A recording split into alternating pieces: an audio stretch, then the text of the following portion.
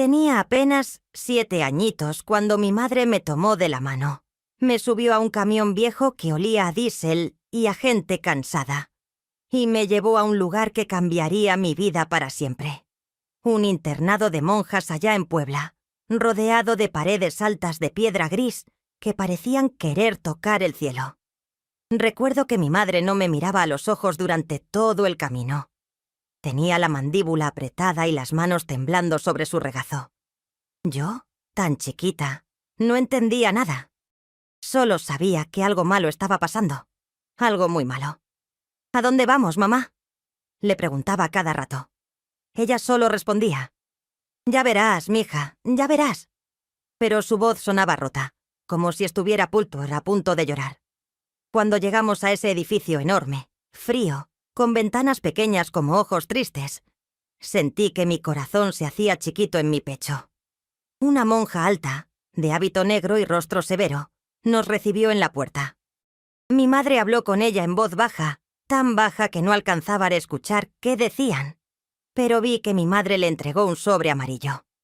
Después se agachó frente a mí, me agarró de los hombros y por primera vez en todo el día me miró directo a los ojos. Tenía lágrimas corriendo por las mejillas. «Vas a estar bien aquí, Lupita. Las hermanas te van a cuidar. Vas a estudiar, vas a aprender muchas cosas. Sé una niña buena, ¿sí? Pero mamá, ¿por qué me dejas aquí? ¿Cuándo vas a venir por mí?». Ella no respondió. Solo me abrazó tan fuerte que me dolió. Después se levantó, le dio la espalda y empezó a caminar hacia la salida. «Mamá, mamá, no te vayas. Mamá», grité con toda la fuerza de mis pulmones de niña. Corrí tras ella, pero la monja me agarró del brazo con una fuerza que me asustó. «Quieta, niña. Tu madre ya se fue. Ahora esta es tu casa».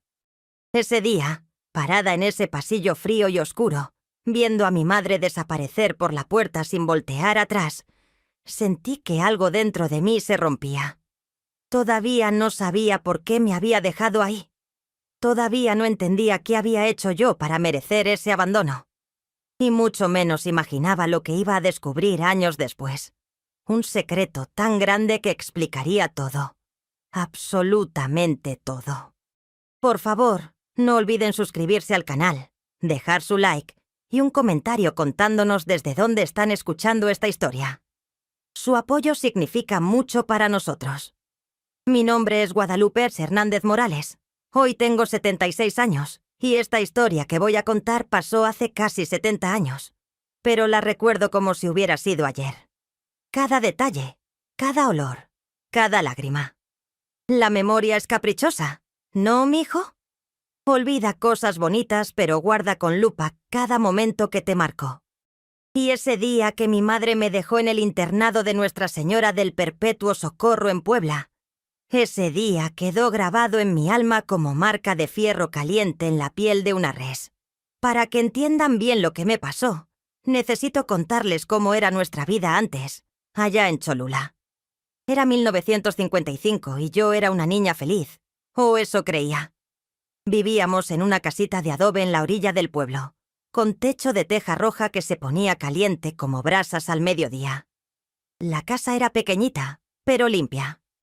Mi madre, doña Esperanza, restregaba el piso de cemento quemado todos los días con un trapo húmedo hasta que brillaba. Decía que casa limpia era señal de mujer decente, aunque no tuviéramos mucho. Era solo ella y yo. Nunca conocí a mi padre. Cada vez que preguntaba por él, mi madre se ponía seria y decía: «Se fue antes de que nacieras, mija. Mejor no hablar de eso». Y yo, chiquita como era, aceptaba esa respuesta. Algunos niños del pueblo se burlaban de mí por eso. «Lupita no tiene papá. Lupita es hija de nadie», cantaban cuando pasaba cerca. Pero mi madre me apretaba la mano y me decía: «No les hagas caso. Tú eres mi hija y eso es lo único que importa». Nuestra vida era humilde, pero teníamos lo necesario. Mi madre trabajaba todo el santo día. Por las mañanas iba a lavar ropa ajena al río, cargando bultos enormes de ropa sucia en la cabeza.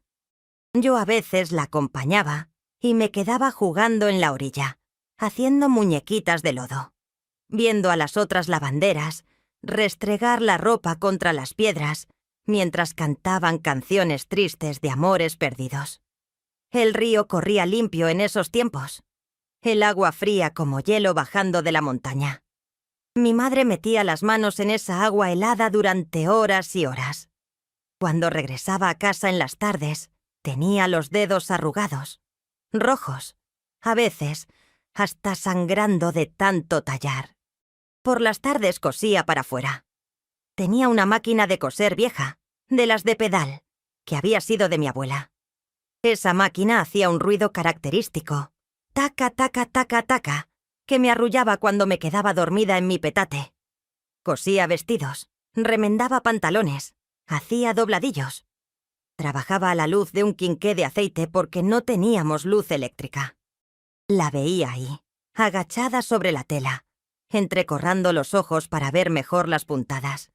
Y me daba una tristeza en el pecho sin saber por qué. Los domingos eran el único día que descansaba un poquito. Íbamos a misa tempranito.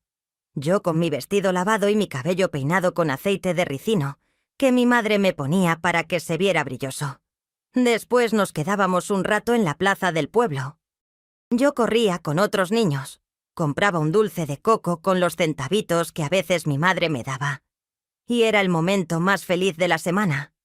Nuestra casa tenía solo un cuarto grande donde dormíamos las dos, una cocina chiquita con un fogón de leña y un patio trasero donde teníamos unas gallinas flacas que ponían huevos cuando les daba la gana. Yo era la encargada de echarles maíz y juntar los huevos todas las mañanas. Tenía mis gallinas favoritas, a las que les había puesto nombres: Pinta, Negrita y Rabona, porque le faltaban plumas en la cola. Dormíamos en petates en el piso. Mi madre tenía uno y yo otro al lado del suyo. En las noches frías nos tapábamos con una cobija raída que también había sido de mi abuela. A veces, cuando hacía mucho frío, mi madre me jalaba para su petate y dormíamos abrazaditas. Esos eran los momentos que más me gustaban, cuando sentía su calor, su corazón latiendo cerca del mío, y me sentía completamente segura. Yo era una niña alegre, de esas que ríen por todo. Jugaba con muñecas de trapo que mi madre me hacía con retazos de las costuras. Mi favorita se llamaba Conchita. Tenía cabello de estambre negro y 2 botones cafés en lugar de ojos.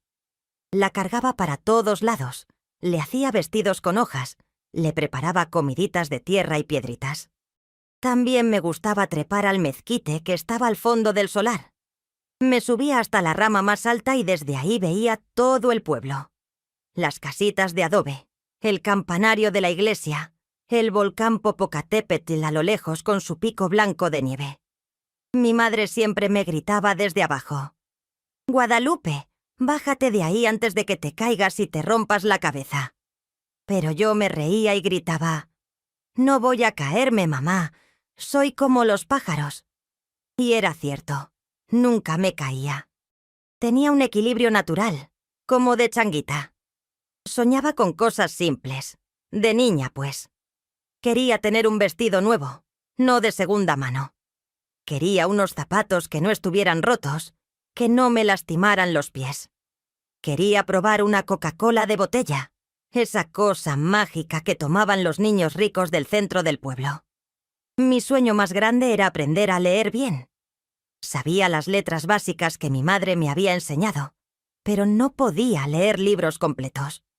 En el pueblo había una escuela, pero mi madre siempre decía que no teníamos dinero para útiles, para uniformes, para nada de eso. Las mañanas empezaban temprano.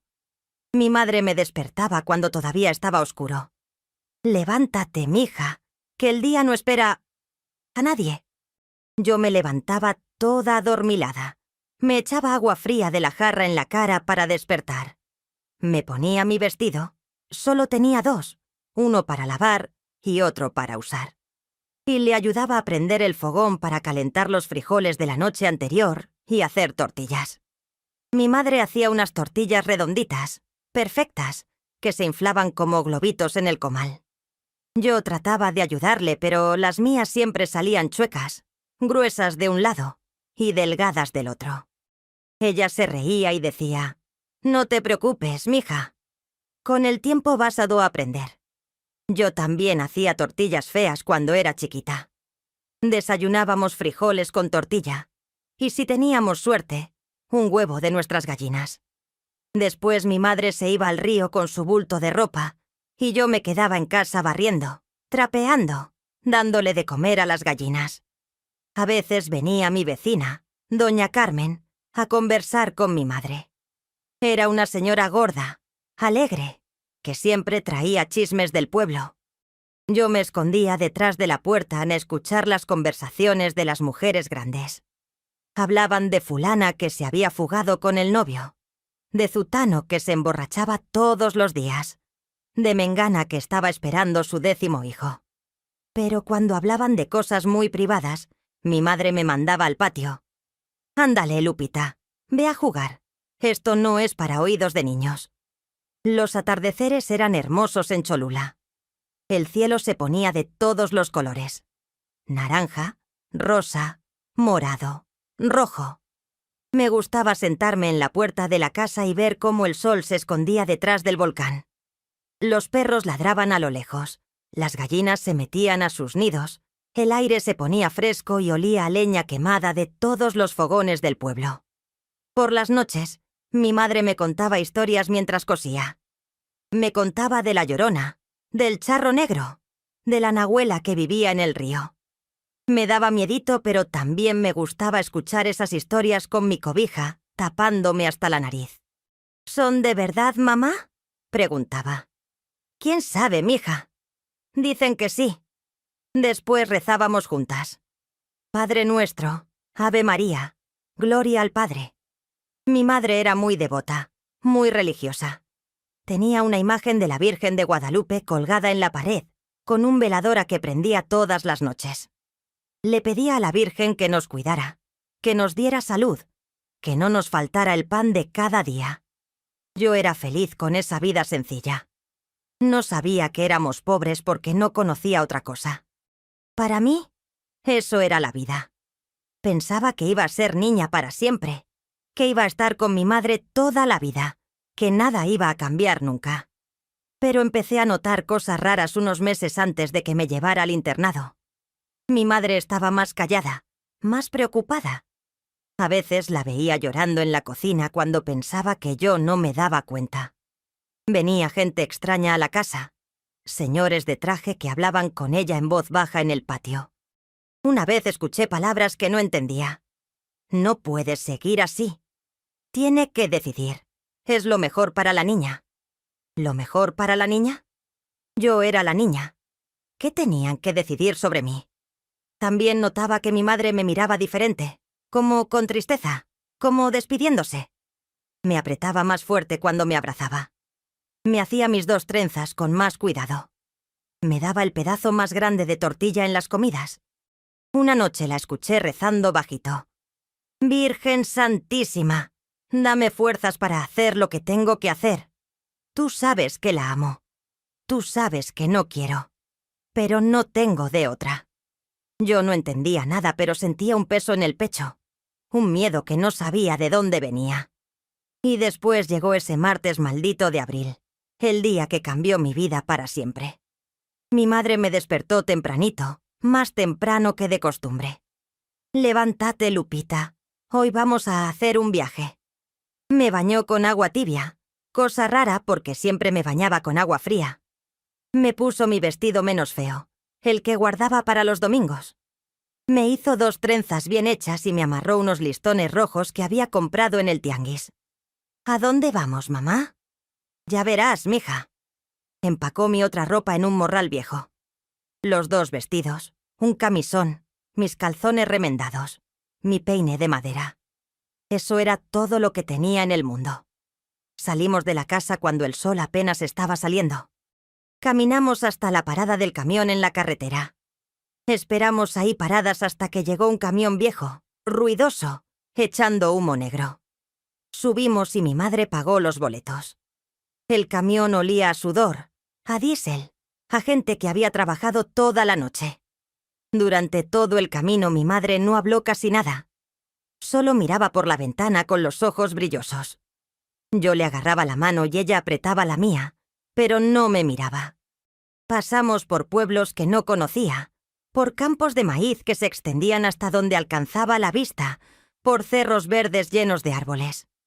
Después de horas y horas, llegamos a Puebla. Era la ciudad más grande que había visto en mi vida. Edificios altos, calles pavimentadas, carros, gente por todos lados. Me asusté con tanto ruido, tanta gente. Me agarré más fuerte de la mano de mi madre. Caminamos por unas calles empedradas hasta que llegamos a un edificio enorme de piedra gris. Tenía una puerta grande de madera con un llamador de metal en forma de cruz. Arriba de la puerta había unas letras talladas en la piedra que yo no podía leer bien. Internado de Nuestra Señora del Perpetuo Socorro. Mi madre jaló el llamador y se escuchó un ruido hueco que resonó dentro del edificio. Después de un rato, la puerta se abrió. Una monja apareció. Era alta, flaca, con un hábito negro que la cubría de la cabeza a los pies. Solo se le veía la cara, blanca como papel, con unos ojos grises fríos como el agua del río en invierno. «Señora Hernández», dijo la monja con voz grave. Ya la estábamos esperando. Y ahí empezó todo. Ahí empezó la historia que me marcó para siempre. Pero todavía no les he contado lo peor. Lo peor vino después. Esa monja que nos recibió en la puerta se llamaba Sor Matilde. Después supe que era la madre superiora del internado, la que mandaba sobre todas las demás hermanas y sobre todas las niñas que vivíamos ahí. Tenía una cara que parecía tallada en piedra, sin expresión, como si sonreír fuera pecado mortal. Nos hizo pasar a un recibidor oscuro que olía a incienso y a cera de velas. Las paredes eran de piedra desnuda, sin pintura, frías como tumba. Había unos cuadros grandes de santos con caras sufridas colgados en las paredes. San Sebastián lleno de flechas. Santa Lucía cargando sus ojos en una charola. El Sagrado Corazón de Jesús sangrando. Mi madre y Sor Matilde se sentaron en unas sillas de madera dura. Yo me quedé parada al lado de mi madre, agarrándome de su falda como cuando era más chiquita. Hablaron en voz baja, pero yo alcanzaba a escuchar algunas cosas. «Aquí va a estar bien cuidada», decía Sor Matilde. «Va a recibir educación cristiana, va a aprender a leer y escribir, va a aprender oficios de mujer. Cuando cumpla 15 años podrá salir si así lo decide, o puede quedarse con nosotras y tomar los hábitos si Dios la llama». «Sí, hermana», mi madre respondía con voz quebrada. «Solo le pido que la cuiden bien. Es una niña buena, obediente, no da problemas. Todas las niñas dan problemas, señora. Pero aquí les enseñamos disciplina, obediencia, temor de Dios. Van a quebrar su voluntad para que aprendan a servir al Señor». ¿Quebrar mi voluntad? Esas palabras me dieron escalofríos, aunque no entendía bien qué significaban. Después Sor Matilde le pidió a mi madre que firmara unos papeles. Mi madre sacó del sobre amarillo unos documentos. Los firmó con mano temblorosa. Yo veía todo eso sin comprender nada. «Muy bien», dijo Sor Matilde guardando los papeles. «Ahora puede despedirse. Después de hoy, las visitas están permitidas solo el primer domingo de cada mes, de 2 a 4 de la tarde». ¿El primer domingo de cada mes? ¿Eso era todo? ¿Solo 2 horas al mes iba a ver a mi madre? Mi madre se levantó de la silla. Tenía lágrimas corriendo por las mejillas. Se agachó frente a mí y me agarró de los hombros. «Lupita, mi niña hermosa, vas a ser muy valiente, ¿verdad? Las hermanas te van a cuidar. Vas a estudiar, vas a aprender muchas cosas. Cuando seas grande, me vas a agradecer. Pero mamá, yo quiero irme contigo. No me dejes aquí. Te prometo que me porto bien, que te ayudo más en la casa, que no me quejo de nada. Por favor, no me dejes». Las lágrimas me brotaban como ríos. Me colgué de su cuello, tratando de que no se fuera. Pero ella me fue soltando despacito, con las manos temblando. «Tienes que entender, mija. Yo no puedo darte lo que necesitas. Aquí vas a tener comida todos los días. Vas a tener una cama. Vas a ir a la escuela. Yo sola no puedo darte eso. Pero yo no quiero comida, ni cama, ni escuela. Solo te quiero a ti, mamá. Ella cerró los ojos apretado, como si mis palabras le dolieran físicamente. Después me abrazó tan fuerte que casi no podía respirar. Me dio un beso en la frente, se levantó y empezó a caminar hacia la puerta. «Mamá, mamá, no te vayas. Por favor, mamá». Corrí tras ella, pero Sor Matilde me agarró del brazo con una fuerza sorprendente para una mujer tan flaca. Sus dedos se clavaban en mi piel como garras de pájaro. «Quieta, niña, ya basta de escándalo». Vi a mi madre salir por la puerta. La puerta se cerró con un ruido seco que resonó en todo el recibidor. Y yo me quedé ahí, gritando, llorando, pataleando, tratando de zafarme del agarre de Sor Matilde. «Mamá, mamá, vuelve, no me dejes». Pero la puerta no se volvió a contrabrir. Mi madre se había ido. Me había dejado ahí, en ese lugar frío y oscuro, con esa mujer de ojos grises que me miraba sin una pizca de compasión. «Deja de llorar ahora mismo», ordenó Sor Matilde soltándome el brazo. «El llanto es signo de debilidad. Aquí vas a ver, a aprender a ser fuerte, a controlar tus emociones carnales, a someterte a la voluntad de Dios». Pero yo no podía parar de llorar. Me tiré al piso de piedra fría y lloré hasta que me dolió la garganta, hasta que se me acabaron las lágrimas, hasta que solo me quedaban sollozos secos que me hacían temblar todo el cuerpo. Sor Matilde se quedó ahí parada, esperando a que me cansara. Cuando finalmente me callé, agotada, sin fuerzas, dijo: «Levántate, te voy a enseñar tu nuevo hogar». Me levanté del piso con las piernas temblando. Seguí a Sor Matilde por unos pasillos largos y oscuros. Nuestros pasos resonaban en el silencio. De vez en cuando pasábamos por ventanas pequeñas que dejaban entrar un poquito de luz gris. Las paredes estaban desnudas excepto por crucifijos de madera negra colgados cada tantos metros. Llegamos a un dormitorio grande. Tenía como 30 camas de hierro, todas iguales, alineadas en 2 filas. Cada cama tenía una cobija gris y una almohada delgada. Al lado de cada cama había un baúl de madera para guardar las pertenencias. «Esta es tu cama», dijo Sor Matilde señalando una cerca de la entrada. «Cama número 23. Vas a dormir aquí con las demás niñas. El despertador suena a las 5 de la mañana. Tienen 15 minutos para hacer sus camas, lavarse y vestirse. A las 5:15 rezan maitines en la capilla.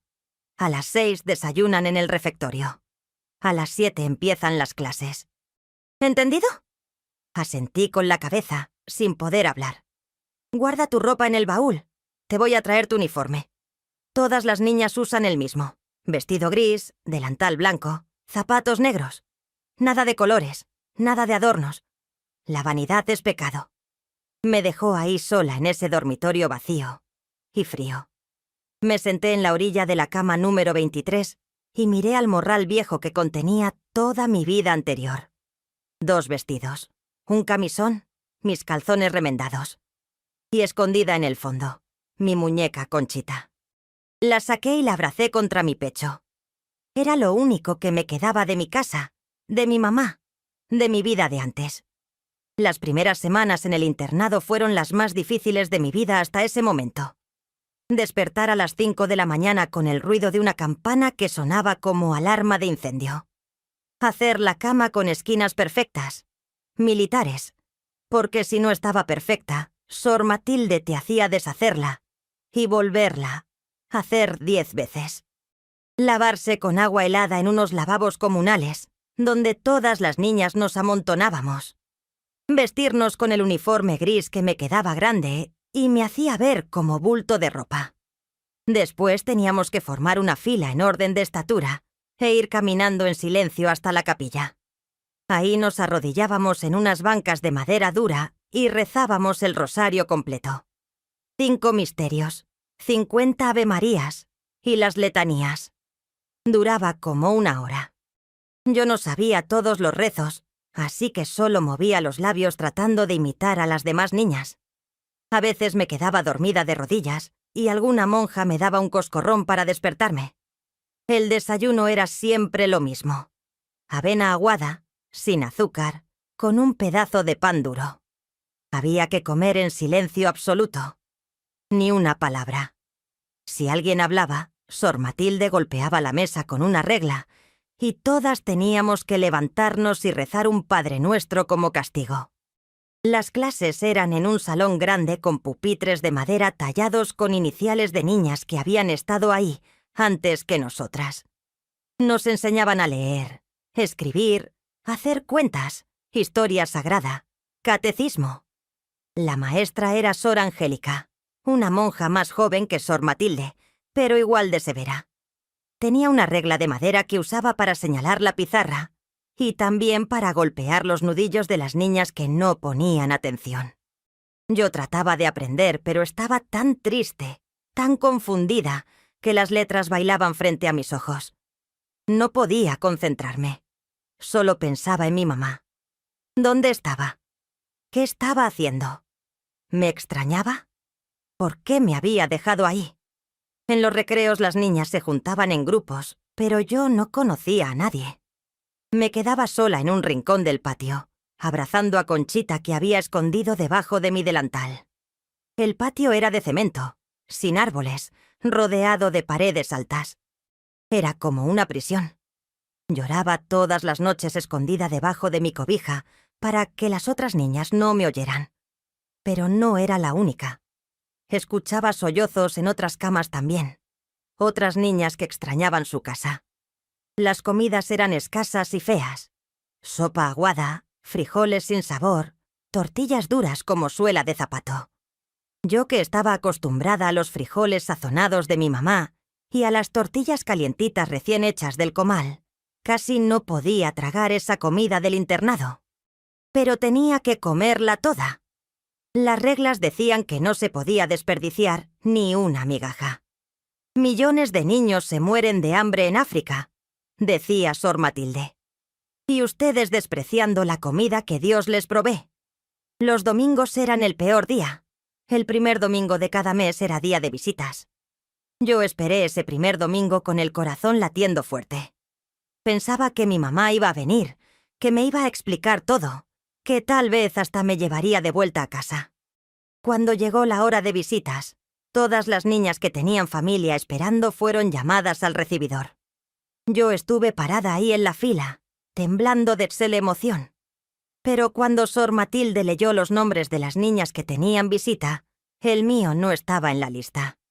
¿Y mi mamá?, le pregunté con voz temblorosa. «¿Tu madre no vino?», respondió sin mirarme. «Tal vez el próximo mes». Pero el próximo mes tampoco vino. Ni el siguiente. Ni el siguiente. Poco a poco fui entendiendo que mi mamá no iba a venir. Me había dejado ahí y me había olvidado. O eso pensaba yo en ese entonces. No sabía que había una razón. Un secreto terrible que explicaba todo. Pero ese secreto solo lo iba a descubrir años después. En el internado había como 60 niñas de todas las edades, desde 5 años hasta 15. Todas estábamos ahí por diferentes razones. Algunas eran huérfanas. Otras, como yo, habían sido dejadas por sus familias por razones que no entendíamos. Algunas venían de familias muy pobres que no podían mantenerlas. Y otras eran niñas problemáticas que sus familias mandaban ahí para corregirlas. Las niñas mayores me contaban historias de terror sobre el internado. Decían que en el sótano había celdas de castigo donde encerraban a las niñas desobedientes. Que Sor Matilde usaba cinturones para golpear a las que se portaban muy mal. Que una vez una niña había tratado de escapar y la encontraron 3 días después escondida en el campanario, medio muerta de hambre y frío. No sabía si creer esas historias o no, pero me daban miedo. Traté de ser lo más obediente posible, de no llamar la atención, de seguir todas las reglas al pie de la letra. Pero aún así, un día me metí en problemas. Fue como al mes de estar ahí. Estábamos en clase de catecismo y Sor Angélica estaba explicando sobre el pecado original, sobre cómo Eva había tentado a Adán con la manzana, y por eso todos nacíamos en pecado. Yo, que todavía era inocente, levanté la mano y pregunté: «Pero, hermana, si Eva no sabía que estaba haciendo algo malo, ¿por qué fue pecado?». El silencio que siguió fue terrible. Sor Angélica me miró con ojos de fuego. «Estás cuestionando la palabra de Dios», dijo con voz helada. «El cuestionamiento es soberbia. La soberbia es pecado. Ven al frente». Me levanté temblando. Sor Angélica me hizo extender las manos con las palmas hacia arriba, y después, con su regla de madera, me dio 3 golpes en cada mano. El dolor fue terrible, como si me hubieran puesto hierros calientes en las palmas. Las lágrimas me brotaron, pero traté de no llorar fuerte porque eso sería debilidad. «Vuelve a tu lugar», ordenó. «Y que esto te enseñe a no cuestionar lo que no entiendes». Regresé a mi pupitre con las manos ardiendo.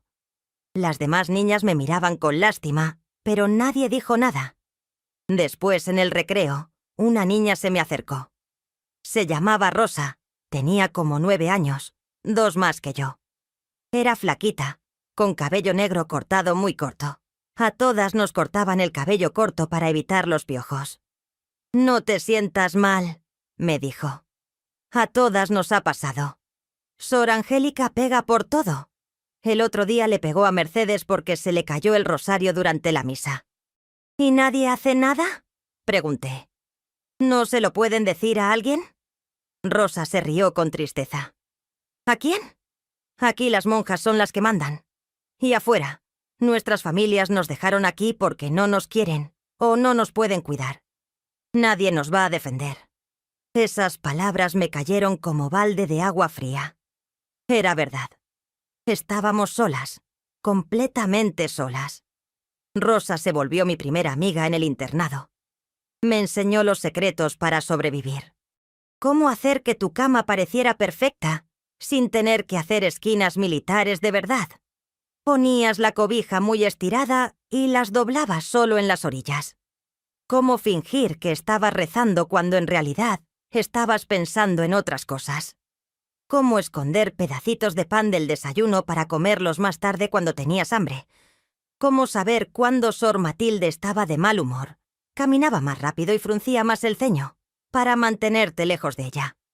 «¿Por qué estás aquí?», le pregunté un día. «Mi mamá murió cuando yo tenía 5 años», me contó. «Mi papá se volvió a casar con otra mujer que no me quería. Decía que yo le recordaba a mi mamá y no me podía ver. Entonces mi papá me trajo aquí. Al principio venía a visitarme, pero después dejó de venir. Hace 2 años que no lo veo». «¿Y no estás enojada con él?». «Estuve. Lloré mucho, pero ya me cansé de llorar. Ahora solo trato de sobrevivir hasta que cumpla 15 y pueda salir de aquí. Faltan 6 años todavía. 6 años. A mí me faltaban 8. Era una eternidad para una niña de 7 años. Los días se volvieron semanas. Las semanas se volvieron meses. La vida en el internado tenía un ritmo monótono, siempre igual. Despertar, rezar, comer, estudiar, trabajar. Porque también teníamos que hacer labores. Limpiar los dormitorios, lavar trastes, barrer los pasillos. Rezar más, comer, dormir. Y otra vez lo mismo al día siguiente. Los únicos días diferentes eran los domingos. Después de la misa larga de la mañana, teníamos tiempo libre en el patio. Ese era el único momento donde podíamos jugar un poco, hablar sin que nos castigaran. Rosa y yo nos hicimos muy cercanas. Ella me protegía de las niñas más grandes que a veces molestaban a las pequeñas. Me enseñó a jugar a la cuerda, a las canicas, a hacer casitas con piedritas. También me contó sobre las otras monjas del internado. Aparte de Sor Matilde y Sor Angélica, había como 8 monjas más. La mayoría eran severas, frías, sin cariño. Pero había una que era diferente. Se llamaba Sor Teresa. Era joven, tal vez tenía como 25 años. Tenía una cara dulce, unos ojos cafés cálidos que te miraban con bondad de verdad. Sor Teresa era la encargada de la enfermería. Cuando alguna niña se enfermaba, la llevaban con ella. Y ahí, lejos de los ojos de Sor Matilde, Sor Teresa era amable. Te daba medicina sin regañarte. Te ponía trapos frescos en la frente si tenías fiebre. Hasta te sonreía, cosa que ninguna otra monja hacía. Un día me enfermé. Me dio una fiebre alta con escalofríos. Sor Angélica me llevó a la enfermería y me dejó ahí con Sor Teresa. «Pobrecita», dijo Sor Teresa con voz suave. «Ven, acuéstate aquí». Me acostó en una cama limpia. Me tapó con una cobija que no olía a humedad como las del dormitorio. Y me puso un trapo mojado en la frente. El trapo estaba frío y se sentía tan bien en mi piel caliente. «¿Cómo te llamas?», me preguntó. «Guadalupe». «Pero me dicen Lupita». «Lupita. Qué nombre tan bonito». Me sonrió. «¿Hace cuánto estás aquí?» «Como 3 meses». «¿Y cómo te has sentido?» Por primera vez en 3 meses, alguien me preguntaba cómo me sentía de verdad. No solo si había cumplido con mis tareas o si había rezado bien. Y algo dentro de mí se rompió. Empecé a llorar. «Extraño a mi mamá», sollozaba. «Extraño mi casa. ¿Por qué me dejó aquí? ¿Por qué no viene a visitarme? ¿Ya no me quiere?» Sor Teresa se sentó en la orilla de la cama y me agarró la mano. Sus manos eran suaves, cálidas, tan diferentes de las manos duras de Sor Matilde. «Estoy segura de que tu mamá te quiere mucho», dijo bajito. «A veces los adultos tienen que tomar decisiones difíciles. Decisiones que no entendemos cuando somos niñas, pero que tienen sus razones. Pero ¿cuál razón puede haber para dejar a tu hija y no volver a verla nunca?» Sor Teresa suspiró. «No lo sé, pequeña. Cada historia es diferente. Pero lo que sí sé es que estás aquí ahora y tienes que ser fuerte. Tienes que estudiar, aprender, prepararte para el futuro. Un día vas a salir de aquí y vas a necesitar estar lista para la vida que te espera afuera». «Pero no quiero estar aquí. Quiero irme a mi casa». «Lo sé, mi niña, lo sé». Me acarició el cabello con ternura, como mi mamá solía hacer. Y ese simple gesto me hizo llorar más. Me quedé en la enfermería 3 días hasta que la fiebre bajó. Sor Teresa me cuidó con cariño. Me dio de comer sopitas calientitas. Me leyó historias de santos, pero de las bonitas, no de las que sufrían martirios terribles. Y por esos 3 días sentí que alguien se preocupaba por mí. Cuando regresé al dormitorio, Rosa me abrazó. «Pensé que te habías muerto», dijo dramática. «Una vez una niña se enfermó y ya no regresó. Dijeron que se había ido con su familia, pero yo creo que se murió. Y las monjas nos mintieron para que no nos asustáramos. Yo no me voy a morir», dije con más convicción de la que sentía. «Voy a sobrevivir. Y cuando cumpla 15, voy a salir de aquí y voy a buscar a mi mamá y le voy a preguntar por qué me dejó». Y esa se volvió mi promesa, mi razón para seguir adelante. Sobrevivir hasta los 15 años. Salir del internado. Encontrar a mi mamá. Preguntarle por qué. Pero todavía no sabía que la respuesta a esa pregunta iba a ser mucho más complicada de lo que nunca imaginé. Y que el secreto que descubriría iba a cambiarlo todo. Absolutamente todo. Pasó un año entero. Un año de rutina monótona, de rezos interminables, de comida fea, de clases aburridas, de disciplina estricta. Cumplí 8 años sin celebración, sin pastel, sin ni siquiera una felicitación. En el internado no celebraban cumpleaños. «La vanidad es pecado», decía Sor Matilde. «No necesitas atención especial por haber nacido. Todos nacimos. No es mérito tuyo». Pero yo sí sabía que era mi cumpleaños. Ese día me levanté con esperanza de que tal vez mi mamá aparecería, que recordaría la fecha y vendría a verme. Pero no vino. Nadie vino. Y yo pasé mi 8º cumpleaños igual que cualquier otro día. Despertar, rezar, comer, estudiar, trabajar, rezar, dormir. Rosa notó mi tristeza. «Era tu cumpleaños, ¿verdad?», me dijo en el recreo. Yo asentí sin poder hablar por el nudo en la garganta. «Toma». me dijo sacando algo de su bolsillo. Te hice esto. Era una pulserita hecha de hilos de colores que había deshilachado de su cobija. No era gran cosa, pero para mí fue como si me hubiera dado el regalo más valioso del mundo. Me la puse en la muñeca y no me la quité nunca, ni para bañarme. En ese año aprendí muchas cosas. Aprendí a leer completo, no solo palabras sueltas, sino libros enteros. Aprendí a escribir con letra bonita, redondita. Aprendí matemáticas, geografía, historia. Descubrí que me gustaba mucho leer. En la biblioteca del internado, una habitación pequeña con unos cuantos estantes de libros viejos, encontré libros de aventuras, de santos, hasta algunas novelas que no sé cómo habían llegado ahí. Leía cada vez que podía.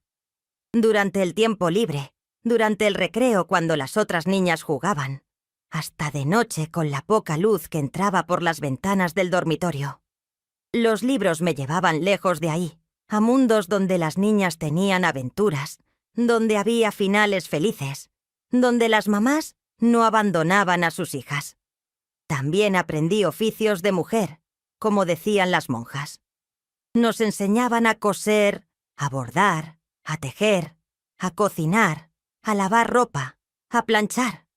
La idea era que cuando saliéramos de ahí a los 15 años, fuéramos útiles como esposas y madres, o como criadas en casas de familias ricas. Tienen que aprender a ganarse la vida honradamente, decía Sor Matilde. Aquí les estamos dando un oficio para que no terminen en la calle, o peor. Yo me volví muy buena en el bordado. Tenía mano firme y hacía puntadas pequeñitas y parejas. Sor Angélica hasta me felicitó una vez. «Este está bien hecho. Quizá no eres tan inútil como pensé». Para ella, eso era un gran elogio. En el segundo año me tocó compartir dormitorio con niñas nuevas que llegaban. Veía en sus caras el mismo terror, la misma confusión que yo había sentido. Algunas lloraban todas las noches las primeras semanas. Y yo, que ya era veterana con casi 2 años ahí, trataba de consolarlas. Les prestaba a Conchita para que la abrazaran. Les contaba que iba a mejorar, que uno se acostumbraba, aunque yo misma no estaba segura de si eso era cierto. Rosa seguía siendo mi mejor amiga, pero empezamos a hacer un grupito más grande. Estaba Mercedes, que tenía 10 años y era muy chistosa. Sabía contar chistes y hacer imitaciones de las monjas que nos hacían reír a escondidas. Estaba Petra, que era muy tímida pero buenísima persona. Y estaba Catalina, que era la más grande de nuestro grupo. Tenía 12 años y era muy valiente. Una vez, hasta le respondió a Sor Matilde, cuando ésta la acusó injustamente de haber robado pan del refectorio. Yo no fui, hermana, y no voy a aceptar un castigo por algo que no hice. Claro, la castigaron de todos modos. La encerraron en una celda del sótano durante un día entero sin comida ni agua. Pero cuando salió, aunque estaba pálida y débil, tenía la cabeza en alto. Eso me impresionó mucho. Me hizo pensar que sí era posible mantener tu dignidad, incluso en ese lugar. Los domingos, cuando las otras niñas recibían visitas y yo no, ya no me ponía tan triste. Me había acostumbrado a que mi mamá no venía. O más bien, me había resignado. Todavía la extrañaba todos los días, pero el dolor ya no era tan agudo. Era más bien como un dolor de fondo, constante, que siempre estaba ahí pero que uno aprendía a vivir con él. Sor Teresa seguía siendo la única monja que mostraba algo de bondad. A veces me llamaba a la enfermería aunque no estuviera enferma, solo para darme un dulce escondido o para preguntarme cómo estaba. «No pierdas la esperanza, Lupita», me decía. «La vida da muchas vueltas. Nunca sabes lo que te espera mañana». Cuando cumplí 10 años, 3 años después de haber llegado al internado, empecé a notar cambios en mí. Físicamente estaba creciendo, aunque no mucho porque la comida era poca y no muy nutritiva. Estaba flaquita, con las costillas que se veían a través de la piel. Pero mentalmente me estaba volviendo diferente. Más fuerte, más observadora, más calculadora, digamos. empecé a darme cuenta de ciertas cosas sobre el internado que antes no había notado. Por ejemplo, que había niñas que recibían trato preferencial. Niñas cuyos padres pagaban más dinero al mes. Esas niñas tenían camas con colchones menos duros. Recibían porciones más grandes de comida. No las ponían a hacer las labores más pesadas. ¿Ves?, me dijo Rosa un día. Hasta aquí, con las monjas que se supone que son santas, el dinero manda. También noté que Sor Matilde no era solo severa, sino cruel de una manera particular. Parecía disfrutar cuando castigaba a las niñas. Había una sonrisita pequeña en su cara cuando las veía sufrir. Y eso me dio miedo de una manera nueva. No era solo una mujer estricta siguiendo reglas. Era una mujer con algo oscuro dentro, algo roto. Un día escuché a Sor Teresa y Sor Angélica conversando en voz baja en el pasillo. Estaba escondida detrás de una columna y no me vieron. «No puedo más con esto», decía Sor Teresa. «La manera como Sor Matilde trata a estas niñas no es cristiano». «Shh, cuidado con lo que dices», respondió Sor Angélica. «Ella es la Madre Superiora. Si te oye hablar así, te va a mandar de regreso a la casa madre». «Pero es que está mal, hermana Angélica. Ayer encerró a la pequeña Josefina en el sótano solo porque se le cayó un plato. La niña tiene solo 6 años. Estuvo llorando ahí abajo durante horas. Es disciplina. Las niñas tienen que aprender». ¿Aprender qué? ¿A tenerle miedo a Dios? ¿O a tenerle miedo a Sor Matilde? No es lo mismo. Hubo un silencio. Después Sor Angélica dijo: «Mira, Teresa, yo sé que eres nueva aquí y vienes con ideas idealistas, pero así son las cosas. Sor Matilde lleva dirigiendo este internado por 20 años. El obispo la respalda. No va a cambiar y nosotras no podemos hacer nada al respecto. Solo haz tu trabajo y no te metas en problemas». Después de esa conversación empecé a ver a Sor Teresa con otros ojos. No era como las demás monjas. Ella sí tenía compasión de verdad. Y me dio esperanza saber que no todas las adultas en ese lugar eran malas. Cuando cumplí 11 años, pasó algo que cambió el curso de mi vida en el internado. Llegó una niña nueva. Se llamaba Beatriz, tenía 9 años, y algo en ella llamó mi atención desde el primer día. No lloraba como las otras niñas nuevas. No se veía asustada. Al contrario, tenía una expresión desafiante, casi enojada. Durante la cena del primer día, cuando Sor Matilde nos ordenó rezar antes de comer, todas bajamos la cabeza menos Beatriz. Se quedó con la cabeza en alto, los ojos abiertos, mirando directamente a Sor Matilde. «Niña nueva», dijo Sor Matilde con voz helada. «Baja la cabeza durante la oración». «No tengo ganas», respondió Beatriz. Un silencio absoluto cayó sobre el refectorio. Todas contenimos la respiración. Nadie, absolutamente nadie le respondía así a Sor Matilde. Sor Matilde caminó despacio hacia Beatriz. Se paró frente a ella. «¿Qué dijiste?» «Dije que no tengo ganas de rezar. Dios no me ha hecho nada bueno. ¿Por qué voy a agradecerle?» La bofetada que Sor Matilde le dio resonó en todo el refectorio. Beatriz ni siquiera se movió. Solo se quedó ahí parada, con la mejilla roja, mirando a Sor Matilde con odio puro. «Vas a ir al sótano», ordenó Sor Matilde. 3 días sin comida. Ahí vas a aprender a respetar a Dios y a obedecer a tus superiores. Se llevaron a Beatriz. Pero antes de salir del refectorio, volteó a vernos a todas. Y en su mirada había algo que nunca había visto antes. Valentía. Furia.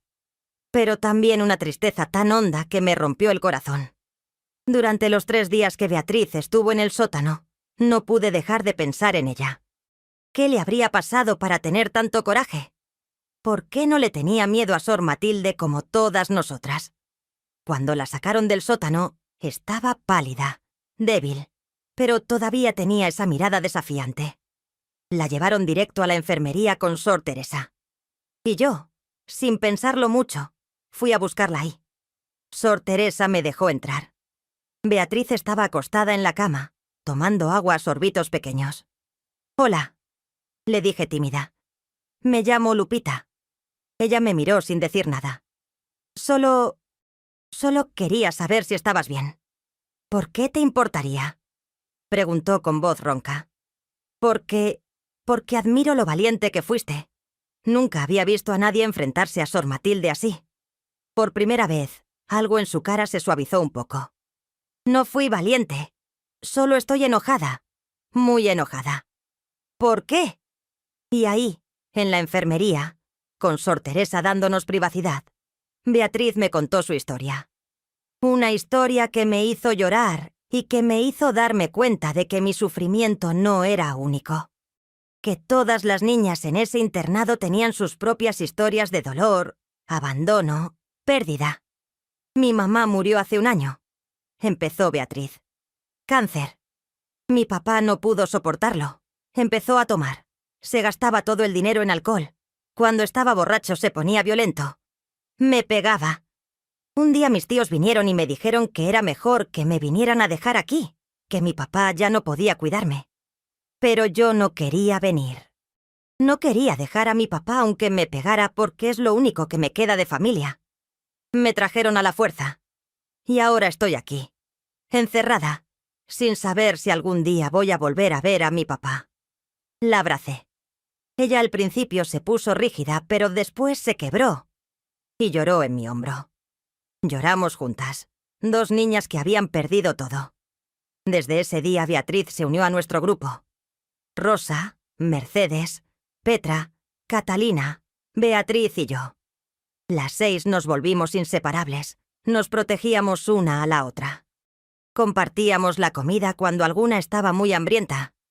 Nos consolábamos cuando alguna tenía un día particularmente malo. Y juntas fuimos sobreviviendo ese lugar. Pero lo más importante que pasó en ese tiempo fue que empecé a hacer preguntas que antes no me había atrevido a hacer. ¿Por qué mi mamá me había dejado ahí? ¿Qué había en ese sobre amarillo que le había dado a Sor Matilde el primer día? ¿Por qué nunca vino a visitarme ni una sola vez en 4 años? Y entonces tomé una decisión. Iba a descubrir la verdad, costara lo que costara. La oportunidad llegó cuando tenía 12 años, 5 años después de haber entrado al internado. Sor Matilde tenía una oficina en el segundo piso donde guardaba todos los archivos de las niñas. Los papeles de admisión, las cartas de las familias, todo. Sabía que ahí debía estar la respuesta a mis preguntas. El problema era que esa oficina siempre estaba cerrada con llave, y Sor Matilde era la única que la tenía. Pero yo había aprendido a ser paciente, a observar, a esperar el momento correcto. Ese momento llegó un jueves por la tarde. Sor Matilde tuvo que salir del internado para ir a una reunión con el obispo. Iba a estar fuera toda la tarde. Las demás monjas estaban ocupadas con sus tareas. Era mi oportunidad. Le dije a Rosa lo que iba a hacer. «Estás loca», me dijo. «Si te agarran te van a castigar terriblemente». «Lo sé», respondí. «Pero necesito saber la verdad. Llevo 5 años aquí sin entender por qué». Rosa pensó un momento. «Está bien. Yo voy a hacer guardia. Si veo que viene alguna monja, voy a toser 3 veces fuerte. Esa va a ser la señal». Subí al segundo piso con el corazón latiendo como tambor. Llegué a la puerta de la oficina. Estaba cerrada como esperaba. Pero había aprendido un truco de Mercedes, que antes de llegar al internado había vivido en las calles y sabía cómo abrir cerraduras sencillas con un alambre. Saqué un alambre que había doblado especialmente y empecé a trabajar en la cerradura. Las manos me temblaban. Tardé como 5 minutos que se sintieron como horas. Finalmente escuché el clic. La puerta se abrió. Entré a la oficina y cerré la puerta detrás de mí. Era un cuarto pequeño con un escritorio, una silla y varios archiveros metálicos contra la pared. Fui directamente a los archiveros y empecé a buscar. Estaban organizados alfabéticamente. Encontré la H. Hernández. Ahí estaba. Un folder manila con mi nombre. Guadalupe Hernández Morales. Lo agarré con manos temblorosas y lo abrí. Adentro había varios papeles. Los papeles que mi madre había firmado el primer día. Una carta del cura del pueblo de Cholula. Y otra carta. Una carta que no esperaba. Empecé a leer. La primera carta era del cura y decía algo que me heló la sangre. Por la presente certifico que Esperanza Hernández Morales es mujer de moral intachable, que ha sufrido mucho por los chismes y señalamientos de este pueblo. Su hija Guadalupe es fruto de un pecado, pero la madre ha hecho penitencia suficiente. Es mi recomendación que la niña sea educada en el internado para alejarla del ambiente hostil del pueblo y darle oportunidad de una vida mejor. ¿Fruto de un pecado? ¿Qué significaba eso? Seguí leyendo. Había otra carta escrita con la letra de mi madre. Era una carta dirigida a Sor Matilde. Mi madre nunca me había enseñado a leer su letra, así que tuve que hacer un esfuerzo para entenderla. Pero cuando finalmente descifré las palabras, sentí que el mundo se derrumbaba bajo mis pies. Estimada Madre Superiora, le entrego a mi hija Guadalupe para que sea educada bajo su cuidado. Sé que esto parecerá cruel, pero no tengo otra opción. Cuando Guadalupe nació hace 7 años, yo era soltera. El padre de la niña era un hombre casado del pueblo que se aprovechó de mí cuando yo trabajaba como criada en su casa. Cuando quedé embarazada, él me corrió y negó todo. Regresé a vivir con mi madre en Cholula, pero toda la gente del pueblo me señalaba. Me decían que era una mujer caída, que mi hija era hija del pecado. Traté de criar a Guadalupe lo mejor que pude, pero el peso del rechazo social era demasiado. Los niños del pueblo la molestaban. Yo no conseguía trabajo porque nadie quería contratar a una mujer de mala reputación. Nos moríamos de hambre. Hace 6 meses conocí a un hombre bueno, un viudo llamado Roberto Sánchez. Él me propuso matrimonio. Dice que me quiere, pero no puede aceptar criar a la hija de otro hombre, especialmente una hija nacida fuera del matrimonio. Me dijo que si me caso con él, tengo que dejar a Guadalupe en algún lado. Sé que esto me hace ver como mala madre. Sé que mi hija me va a odiar cuando crezca y entienda lo que hice. Pero estoy cansada de sufrir.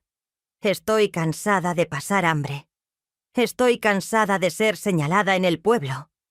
Roberto puede darme una vida decente, y el internado puede darle a Guadalupe educación y un futuro que yo nunca podría darle. Por favor, cuide bien a mi niña. Dígale que la quiero, aunque no voy a volver a verla. Es mejor así.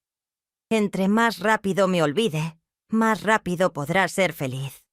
Con gratitud, Esperanza Hernández.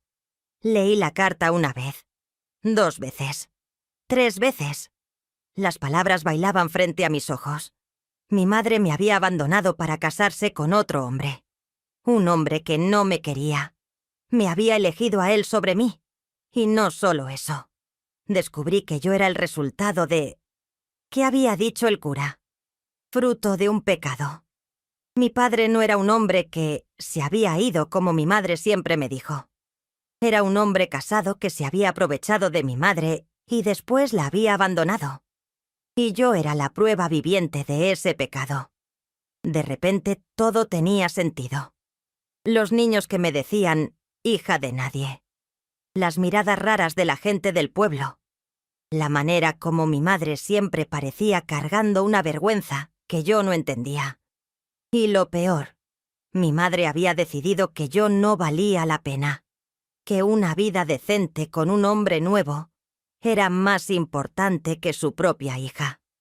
En ese momento, leyendo esa carta en la oficina de Sor Matilde, sentí que algo dentro de mí se rompía definitivamente. Ya no era tristeza. Era furia pura. Furia contra mi madre que me había abandonado. Furia contra el hombre que la había embarazado y después la había desechado. Furia contra el mundo entero que trataba a las mujeres como basura y después les quitaba a sus hijos como castigo. Escuché los 3 toces de Rosa. Alguien venía. Rápidamente volví a meter los papeles en el folder, lo puse en su lugar en el archivero y salí de la oficina. Logré cerrar la puerta y bajar las escaleras justo antes de que Sor Angélica doblara la esquina. «¿Qué haces aquí, Guadalupe?», preguntó con sospecha. «Iba al baño, hermana». Mentí. Me miró con los ojos entrecerrados, pero no dijo nada más. Me dejó pasar. Esa noche, acostada en mi cama, no pude dormir. La verdad que había descubierto me pesaba como piedra en el pecho. Ahora sabía por qué mi madre me había dejado ahí. Ahora entendía por qué nunca vino a visitarme. Había construido una nueva vida sin mí, y yo era el pasado vergonzoso que quería olvidar. Rosa se dio cuenta de que algo malo había pasado. En el desayuno siguiente me preguntó en voz baja: «¿Qué encontraste?». No podía hablar. Las palabras se me atoraban en la garganta. Pero después, en el recreo, cuando estábamos solas, le conté todo. Le mostré la carta que había logrado sacar a escondidas de la oficina. Sí, la robé. No me importó. Rosa me abrazó fuerte. «Lo siento mucho, Lupita. Lo siento tanto». «Ahora sé la verdad», dije con voz dura que no reconocía como mía. «Mi madre me abandonó por un hombre. Me cambió por una vida cómoda. No soy nada para ella». «Eso no es cierto». Rosa trató de consolarme. «Estaba en una situación imposible. La sociedad...». «No me importa». La interrumpí. Podríase haber encontrado otra manera. Podría haberse quedado conmigo. Pero eligió no hacerlo. Y eso es todo lo que necesito saber. Desde ese día cambié. Me volví más dura, más amargada. Dejé de llorar por las noches. Dejé de extrañar a mi madre. En mi corazón ella ya había muerto para mí. Pero también me hizo más fuerte de una manera extraña. Ahora sabía que no podía confiar en que alguien me salvara. Tenía que salvarme yo misma. Tenía que prepararme para el día que cumpliera 15 y pudiera salir de ese lugar. Y ese día iba a construir mi propia vida, sin depender de nadie, sin necesitar a nadie. Sor Teresa notó el cambio en mí. Un día me llamó a la enfermería aunque no estaba enferma. «¿Qué pasó, Lupita?», me preguntó con preocupación. «Estás diferente». «Descubrí la verdad», le dije, «sobre por qué estoy aquí».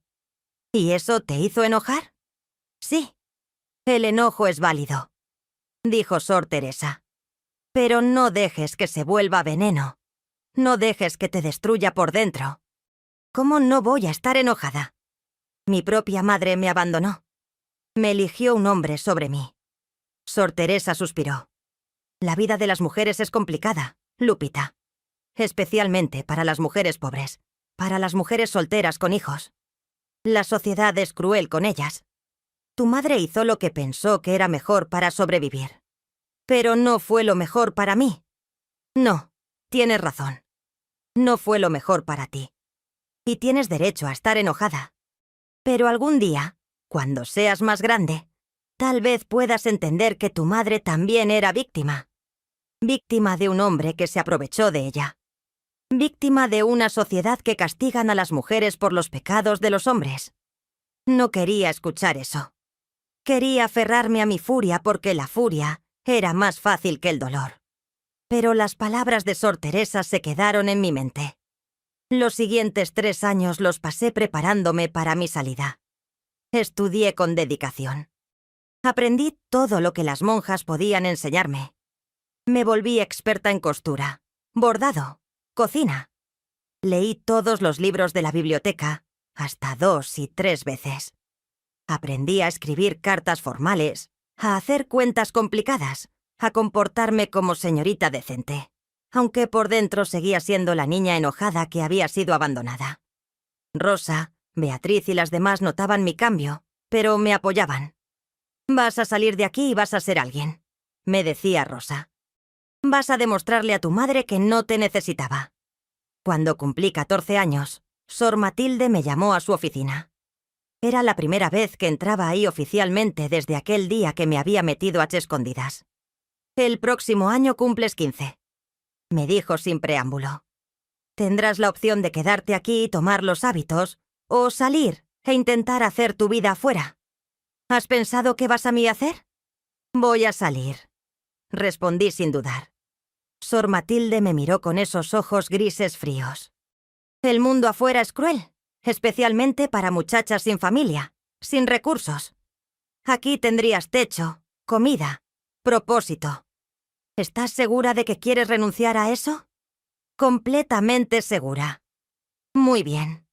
Entonces el último año lo vas a pasar aprendiendo un oficio que te ayude a mantenerte. ¿Qué te interesa? Lo había pensado mucho. Quiero aprender a ser costurera profesional. Para trabajar en una fábrica o un taller. Sor Matilde asintió. ¿Podemos arreglar eso? Hay un taller de costura en Puebla que acepta aprendizas. Te voy a mandar ahí 3 veces por semana para que aprendas el oficio. Y así fue como pasé mi último año en el internado. 3 veces por semana, una monja me acompañaba al taller de costura donde aprendí a usar máquinas industriales, a hacer patrones, a coser rápido y bien. Era trabajo duro, pero me gustaba. Era algo práctico, algo que me iba a ayudar a sobrevivir. El día que cumplí 15 años llegó finalmente. 8 años después de haber entrado a ese lugar como niña asustada de 7 años, iba a salir como una joven de 15, con un plan y un propósito. Sor Matilde me llamó a su oficina y me dio un sobre con un poco de dinero. «Esto es de la caridad del internado», dijo. «No es mucho, pero te va a ayudar las primeras semanas hasta que encuentres trabajo». También me dio una carta de recomendación y la dirección de una pensión para señoritas en Puebla, donde podría rentar un cuarto barato. Sor Teresa vino a despedirse. Tenía lágrimas en los ojos. «Vas a estar bien, Lupita. Eres fuerte, más fuerte de lo que crees». Me dio un abrazo largo. «Y recuerda, el perdón no es para la otra persona. Es para ti, para que puedas soltar el peso y ser libre». Rosa, Beatriz y las demás me abrazaron llorando. «No nos olvides», dijeron. «Escríbenos». Les prometí que lo haría. Caminé hacia la puerta del internado con mi morral viejo cargando mis pocas pertenencias. Volteé una última vez a ver el edificio que había sido mi cárcel por 8 años. Las paredes grises, las ventanas pequeñas, la puerta grande de madera. «Nunca voy a volver aquí», me dije. «Y cuando tenga hijos, si tengo hijos, nunca los voy a abandonar. Nunca los voy a dejar sentir que no los quiero. Nunca les voy a hacer lo que mi madre me hizo a mí». Y con esa promesa, atravesé la puerta y salí al mundo. Los primeros años fueron durísimos. Trabajaba en el taller de costura desde las 6 de la mañana hasta las 8 de la noche, 6 días a la semana. Ganaba una miseria, pero era suficiente para pagar mi cuarto en la pensión y comer 2 veces al día. Vivía con otras muchachas jóvenes que también trabajaban en fábricas y talleres. Formamos una especie de familia. Nos cuidábamos una a la otra. A los 17 años me contrataron en una fábrica textil más grande donde el sueldo era mejor. Pude mudarme a un cuarto más grande, comprar un poco de ropa decente, hasta ahorrar un poquito. Fue en esa fábrica donde conocí a Pedro. Era el supervisor de nuestro piso, un hombre de 25 años, serio, trabajador, honesto. Al principio solo hablábamos de trabajo, pero poco a poco empezamos a conversar más. Me invitó a caminar los domingos. Me compraba elotes y nieves. Me trataba con respeto. Nunca se propasaba. Al año me propuso matrimonio. Yo tenía miedo. ¿Cómo podía confiar en un hombre después de todo lo que había visto y vivido? Pero Pedro era diferente. Era paciente, bondadoso. Le conté mi historia completa, sobre mi nacimiento, sobre el internado, sobre mi madre que me había abandonado. Esperaba que saliera corriendo, pero solo me tomó de la mano y dijo: «Eso no define quién eres. Lo que define quién eres es cómo has sobrevivido, cómo has salido adelante». Nos casamos cuando yo tenía 19 años. Tuvimos 4 hijos, 3 niñas y un niño. Y cumplí la promesa que me había hecho a mí misma. Los crié con todo el amor que yo no recibí. Nunca los abandoné. Nunca les hice sentir que eran menos importantes que cualquier otra cosa en mi vida. Los mandé a la escuela. Los 3 hasta terminaron la secundaria y aprendieron oficios. Les enseñé que su valor no dependía de las circunstancias de su nacimiento, sino de su carácter. Pedro fue un buen esposo, un buen padre. Nos apoyó en todo. Trabajamos juntos, construimos una vida juntos. No fuimos ricos, pero fuimos felices. Y eso era más de lo que yo alguna vez soñé tener. ¿Y mi madre? Durante años no supe nada de ella. No traté de buscarla. Seguía enojada, seguía dolida. Pero cuando cumplí 30 años, casada, con 2 hijos ya, empecé a pensar en ella de manera diferente. Las palabras de Sor Teresa volvían a mi mente. Tu madre también era víctima. Decidí buscarla. Fui a Cholula y pregunté por ella. Me dijeron que seguía viviendo ahí, casada con Roberto Sánchez. Tenían una casa modesta en el centro del pueblo. Fui a su puerta con el corazón latiendo fuerte. Cuando abrió la puerta, casi no la reconocí. Estaba vieja, más vieja de lo que debería estar a sus 53 años. Tenía el cabello gris, la cara llena de arrugas, los hombros encorvados. Cuando me vio, sus ojos se abrieron grandes. «¿Lupita?», susurró. «Soy yo, mamá». Se le llenaron los ojos de lágrimas. Dios mío. Mi niña hermosa. Pensé que nunca te volvería a ver. Entramos a su casa. Era pequeña, pero limpia.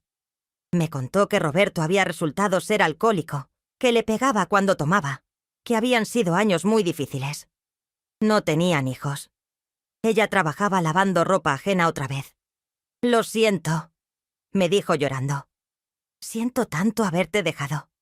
No pasa un día sin que piense en ti, sin que me arrepienta.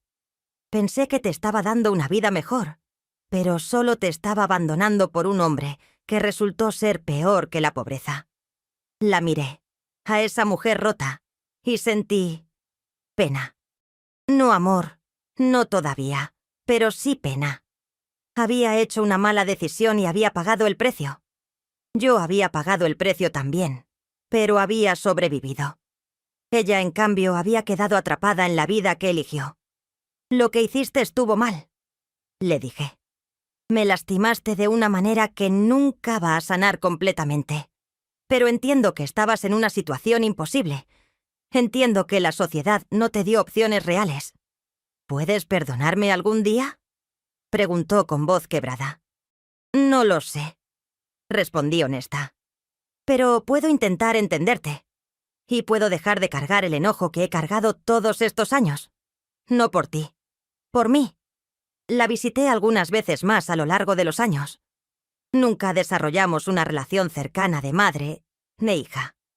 Ese barco ya había zarpado. Pero llegamos a una especie de paz.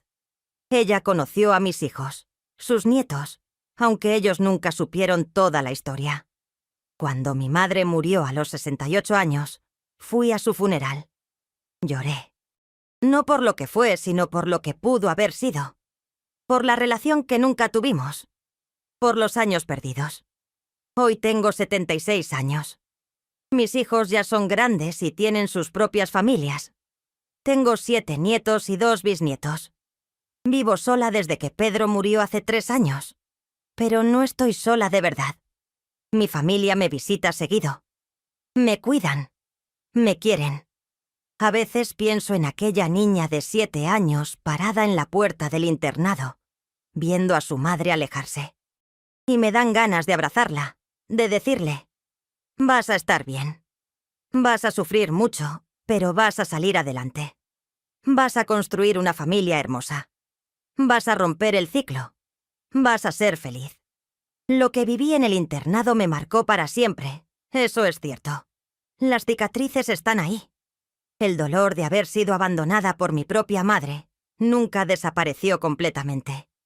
Pero aprendí que el dolor no tiene que definirte. Que puedes usar tu sufrimiento para ser más fuerte, más compasiva, mejor persona. Aprendí que el amor no es automático solo porque alguien te dio a luz. Que la familia verdadera es la que eliges, la que construyes. que el perdón es complicado y no es obligatorio, pero que soltar el enojo te hace libre. Y aprendí, más que nada, que los hijos no son propiedad. No son para resolver tus problemas. No son para sacrificar por conveniencia. Son personas que merecen amor incondicional, protección, presencia. Y cuando tienes un hijo, esa personita se vuelve tu responsabilidad más sagrada. No los puedes abandonar. No los puedes cambiar por nada ni nadie. Si estás escuchando esta historia y eres madre, abraza a tus hijos. Diles que los quieres. Protégelos de todo lo que puedas. No los abandones nunca, pase lo que pase. El daño que causa el abandono nunca sana completamente. Y si eres una niña o una joven que ha sido abandonada, que se siente sola, que carga un dolor que parece imposible de sobrevivir, escúchame bien. Vas a salir adelante. Sé que no lo parece ahora. Sé que duele tanto que a veces quieres dejar de sentir. Pero eres más fuerte de lo que crees. Tienes una fuerza dentro de ti que todavía no conoces. Y un día vas a usar esa fuerza para construir la vida que mereces. No dejes que tu pasado te defina. Úsalo para crecer, para ser mejor, para romper ciclos, para construir la familia que nunca tuviste. Yo era una niña de 7 años encerrada en un internado. Una niña abandonada. Una niña que pensaba que nunca sería amada. Pero mírame ahora. Construí una familia hermosa. Tuve un matrimonio feliz. Crié hijos que me aman y me respetan. Rompí el ciclo. Y si yo pude, tú también puedes. Lo que viví ahí me marcó para siempre, pero no me destruyó.